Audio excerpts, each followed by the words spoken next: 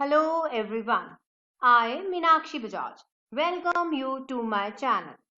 As you already know that I am discussing the subject of human resource management with you.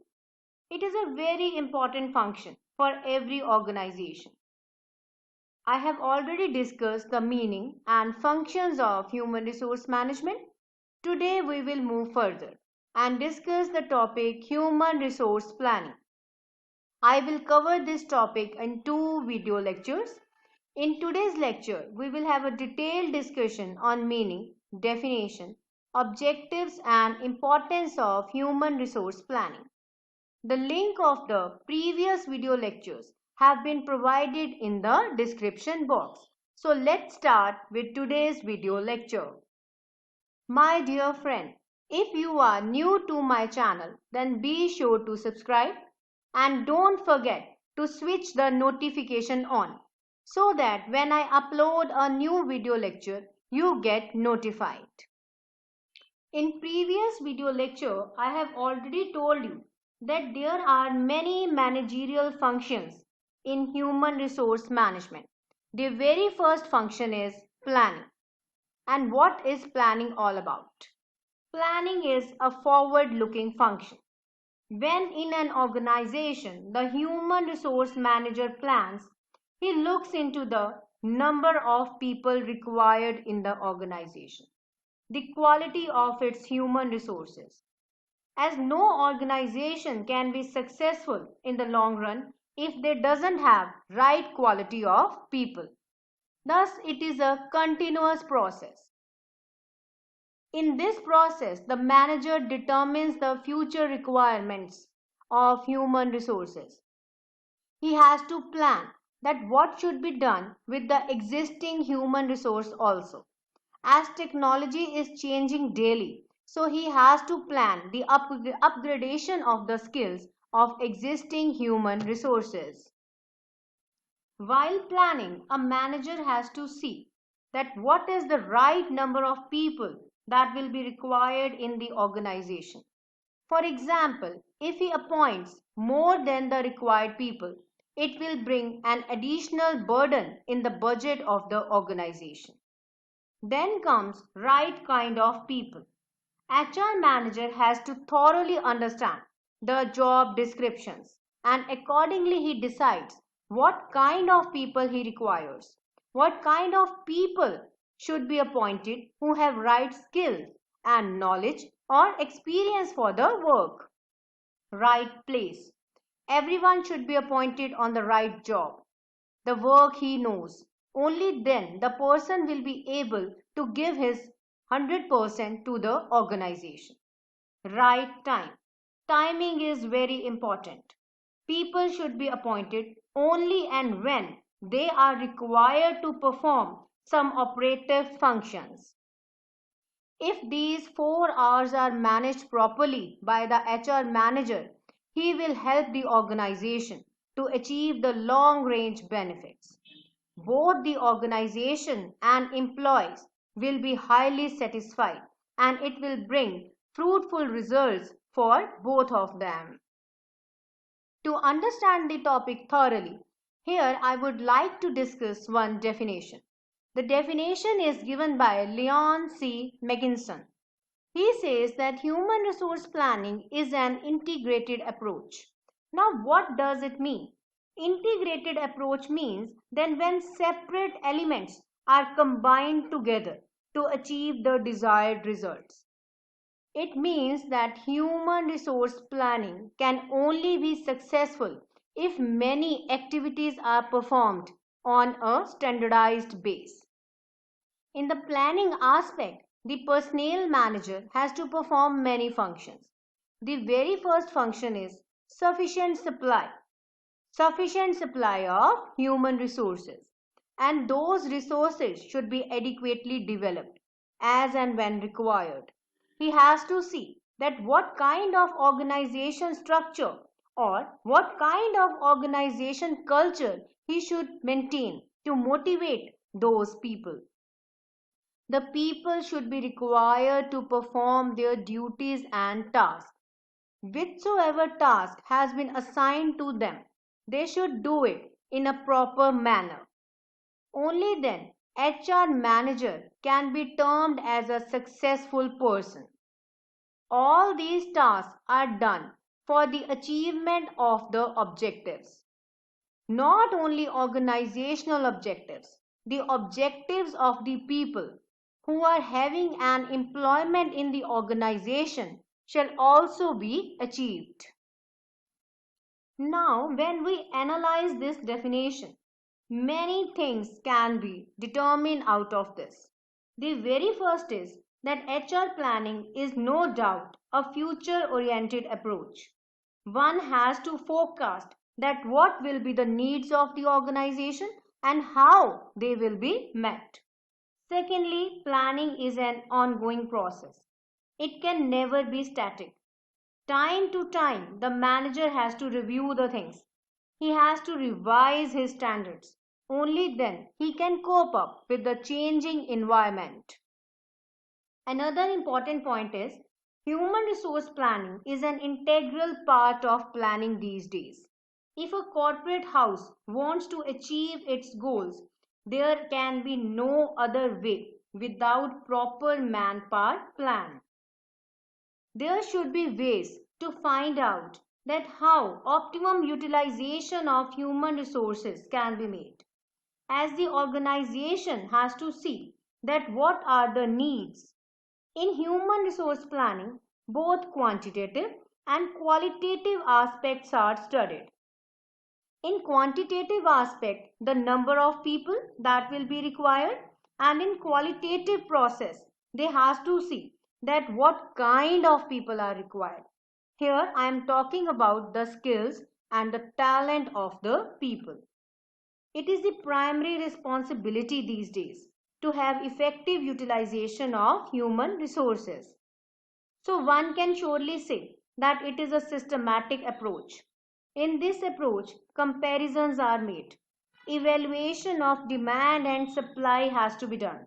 Only then the gap can be bridged. Planning is done both for long term and short term. Existing needs are fulfilled. And if the company is planning for expansion, then long-term planning is also required. So it is a two-way process, that is studying both demand and supply of human resources. Now we all are clear about the definition and meaning of this function. Now let's discuss that what are the main objectives behind performing this function. The very first function is to optimize the use of existing human resources. As the organizations these days are paying handsome salary to their employees, so they want that the employees should also give their best of skills for the expansion of the organization. Control measures are required because if anything is left without control, it can be out of the budget. Forecast the requirements. The entire environment these days is a global village. So a lot of opportunities are there for expansion. And in this case, the organization has to see that what will be the requirement of people if our organization plans for a new project. The manager has to see in which case there will be surplus of human resources and what he will do in that case. And in case of shortage, from where he will recruit the people. Then comes cost of human resource. The cost of human resource is ever increasing. Why? Because the manager has to see then when development programs are to be introduced, when he has to recruit and train the newly appointed people. All this is cost. So there is a need to control it. And what will be the impact of changing technology on existing human resources and how the manager will make them cope up with that changing environment. To sum up, we can say that the ultimate purpose of human resource planning is to relate three things in future, that is requirements, enterprise needs, and return on investment. All these three aspects are kept in mind while planning for the human resources. Now let's discuss that what is the need for doing this cumbersome function. The reason is that it is a very important function, so it cannot be left untouched. The very first need is identify the gaps. As I have already told you that environment is changing these days. So there can be a gap in two things. The very first thing is quantity. That is, the number of people doesn't match with the number of requirements. There can be excess people also, and there can be shortage also. So the manager has to see that how this gap can be fulfilled. Another gap can be of talent, and that gap needs to be addressed. The talent can be enhanced by suitable training programs. The manager can take several steps to fill these gaps for the future. Moreover, there can be replacements also. If in the organization some employees retire, die, or resign, in that case the manager has to take this decision to replace that person. Another need is effective utilization. In effective utilization, the manager has to anticipate the cost of human resources, which is facilitated with budgeting process. He controls the entire cost. One has to see that how he can avoid any shortage or surplus of manpower. Control standards are fixed. In effective utilization, manager also sees that what are the technological changes and how with proper cost these technological changes are managed in the organization. Another need is physical facilities. As the organization expands, the human resources also demands better facilities. If the organization is working in many countries, the employees will have increased mobility. They can demand promotions going to the country in which they desire to reside. In physical facilities, the employees also call for many amenities in the organization like canteen, housing facility, medical facility, schools for their kids, or at national level, many programs can be launched for the community development, for employment generation.